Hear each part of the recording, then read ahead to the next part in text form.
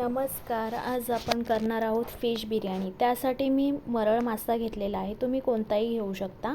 मासा मी स्वच्छ धुवून घेतलेला आहे. त्यानंतर त्यामध्ये 1 चमचा मीठ, 1 चमचा हळद, 1 चमचा गरम मसाला, अर्धा चमचा जिरा पावडर व अर्धा चमचा धना पावडर ॲड करते आहे.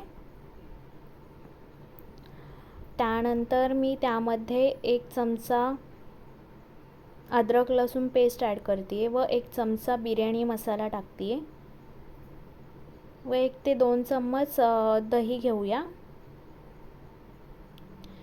थोडंसं बेसन ॲड करून मिक्स करून घ्यायचं आहे.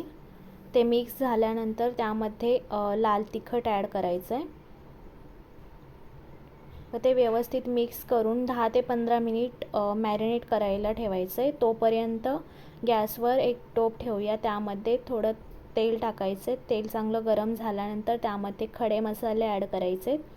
त्यानंतर 4 ते 5 कांदे मी उभे चिरून घेतले आहेत. ते त्यामध्ये ॲड करून चांगले परतून घ्यायचे आहेत. कांदा चांगला क्रंची व क्रिस्पी आणि लालसर झाला पाहिजे.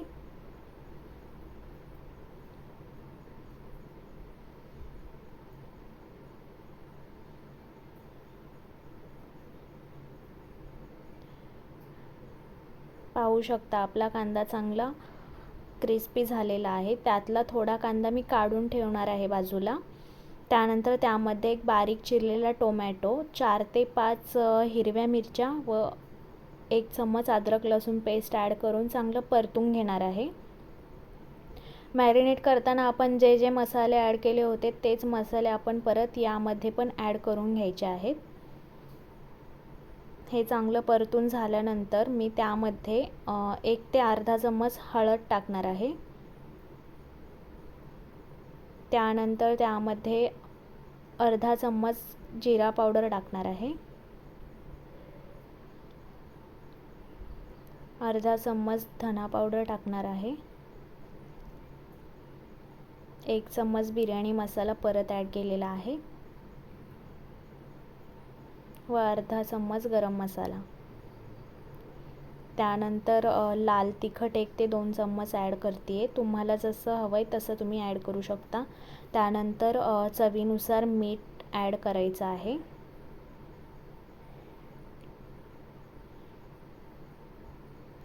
व्यवस्थित परतून घ्यायचं आहे. ते परतून झाल्यानंतर मी 10 ते 15 मिनिट बासमती राईस भिजवून ठेवला होता. तो भिजवलेला राईस मी यामध्ये मिक्स करणार आहे. मिक्स केल्यानंतर तो चांगला व्यवस्थित परतून घ्यायचा आहे आणि जेवढा मी राईस घेतला आहे तेवढंच पाणी त्यात ॲड करणार आहे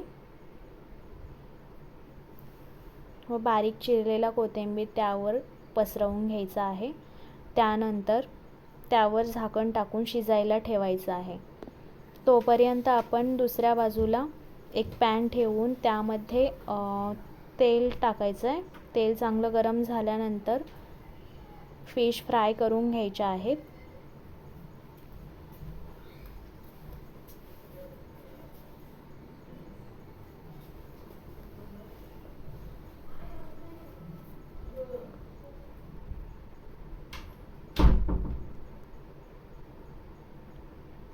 मच्छी चांगली परतून घ्यायची आहे.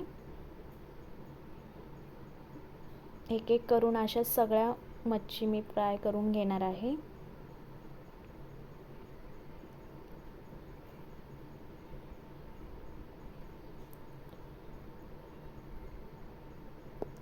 आपल्या अशाच रेसिपी पाहण्यासाठी चॅनलला सबस्क्राईब करायला विसरू नका.